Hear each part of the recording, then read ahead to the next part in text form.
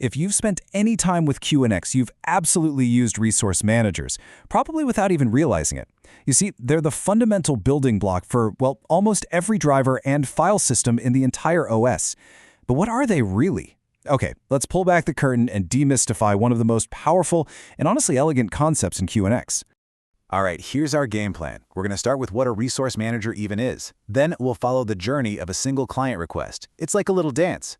After that, we'll peek inside the server itself to see its heartbeat, lay out the steps to build your own, and finally, see how it all clicks together to handle actual I/O.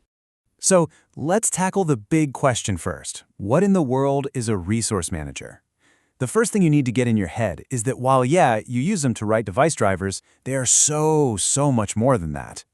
At its absolute core, a resource manager is just a regular program. You heard me right. It's not some scary, complex kernel module living in protected memory. It's a standard user-level process. Its main job is to stick its hand up and claim a name in the file system, something like /dev/ser1, and then just wait. It waits for other programs to come along and talk to that name. It's basically creating a named front door for any service you can imagine. So why would you even bother with this model? Well, first off, it makes life a breeze for your clients. They don't need some special custom API, they just use the standard POSIX calls they already know and love. Open, read, write. Easy. Second, all the communication is handled by QNX's native messaging, which means you get this incredible feature for free, network transparency. A client can talk to your resource from a totally different machine on the network with zero code changes. And this is huge. It's not just for hardware. You could build a virtual file system that lets you browse an FTP site as if it were a local directory, all using this exact same pattern. To really get this, we've got to follow the breadcrumbs. Let's trace the path of a single message from a client all the way to the server. And you know what? It all kicks off with a line of code you've probably typed 1,000 times. We've all been there, right? A client just wants to open a device. Now, in most other operating systems, this function call takes a nosedive straight into the kernel. But in QNX, oh no. In QNX, this simple line of code starts a fascinating little conversation between different processes. So let's peel back the layers here. What is the hidden machinery that whirs to life from this one seemingly simple function call? Now, before we get into the step-by-step, just look at the players on the field. It's not just the client talking to the server. There's a crucial third party involved, the operating system's process manager. Think of it as a matchmaker, or maybe a traffic cop. It's the one that directs the client to the right resource manager. It's this beautiful, choreographed dance between all three. Okay, let's break it down. First, the client's open function has no idea where the resource manager is, so it sends a message to the process manager, basically asking, hey, who owns /dev/ser1? The process manager looks it up in its big table and replies with the server's contact info. Armed with that, the client library then sends an I/O connect message straight to our resource manager. Our manager does its thing, whatever it needs to do for an open call, and replies with success. It's only after all that back and forth that the original open call in the client's code finally returns with a shiny new file descriptor. All right, we've seen it from the client's point of view. Now let's flip the script. Let's look at the heart of the server. What is our resource manager actually doing this whole time? This quote from the QNX docs just says it all, doesn't it? The core design of a resource manager is so simple, so elegant, and so consistent. Once you wrap your head around this one central pattern, you basically understand how nearly every single server in QNX works. And here it is. This is the engine room. The server is built around a loop that just runs forever.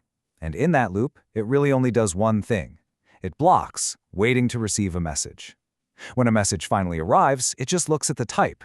Is this a connect request, a read, a write? And then it calls the right function to handle it. That's it. That's the whole machine.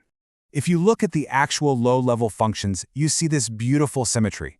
The client calls mssend and just stops. It blocks, waiting for an answer. On the other side, the server calls msreceive and it also blocks, waiting for someone to talk to it. When it finally gets a message, it does its work and calls msreply. That reply sends data back and, this is the crucial part, it unblocks the client, letting it continue. It's a perfect, synchronous little conversation. Okay, so the theory is cool, but how do we actually write one of these things? The great news is that the QNX Resource Manager library gives you a whole framework that makes this process surprisingly painless. So, building the basic skeleton really comes down to 5 core steps.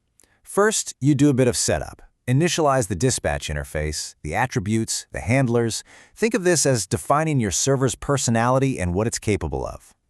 Then come the two most important moves. You register your name to make your server visible to everyone else, and then you fire up the main loop to start listening for those client requests. Now, this first function is absolutely critical. res_attach is how you officially announce yourself to the process manager. It's used saying, hey, I'm here, and from now on, I am responsible for /dev sample. This is the call that literally puts your server on the map. And dispatch block, well, that's the engine we were just talking about. Instead of you having to write a raw MSG receive loop yourself, the library gives you this amazing function. It just blocks until any kind of message or event comes in for your server.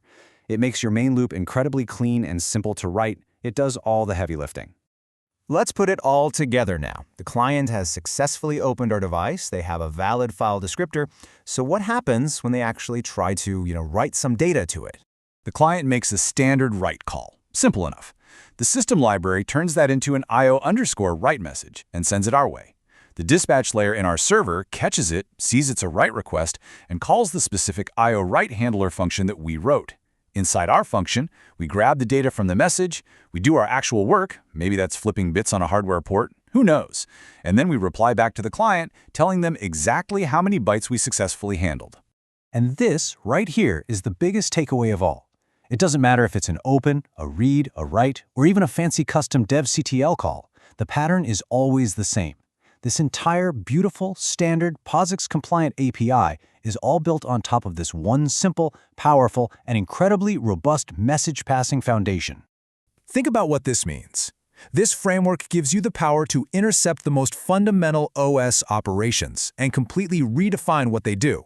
You're not just writing a program anymore. You're actually extending the operating system itself, all from the safety of user space.